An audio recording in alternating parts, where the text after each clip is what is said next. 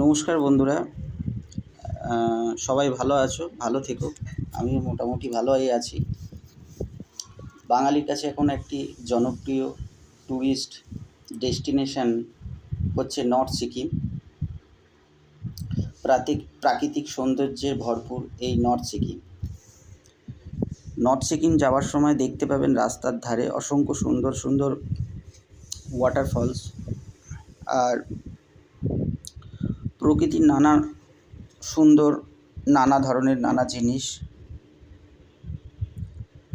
পথের ধারে বরফ আর পাহাড়ের গায়ে থোকা থোকা বরফ।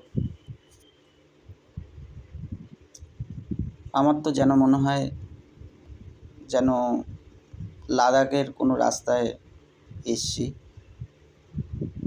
কিন্তু সবথেকে বড় জিনিস হচ্ছে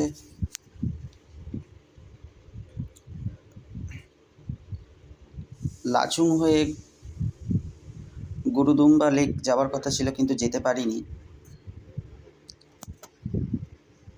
ওখানে অতিরিক্ত বরফ পড়ছে, সেই জন্য ওখানকার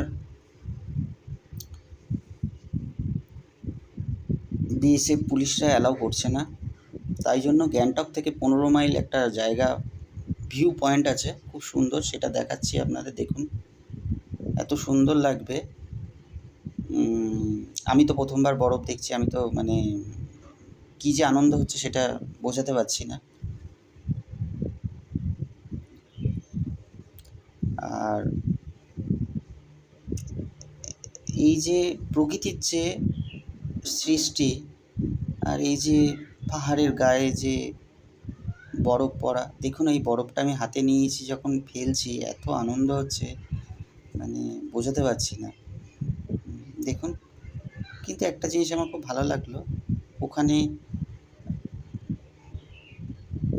একদম ক্লিয়ার ছিল ওয়েদারটা। আস্তে আস্তে পাহাড়ের নিচের দিকে নামছি, ওখানে সবাই দেখুন সব খেলাধুলা করছে, বরফ নিয়ে খেলছে, বাচ্চারা রয়েছে। আমিও যাচ্ছি ওই দিকটা। ঠান্ডা আছে ওখানে। কাল রাতের দিকে বৃষ্টি হয়েছে।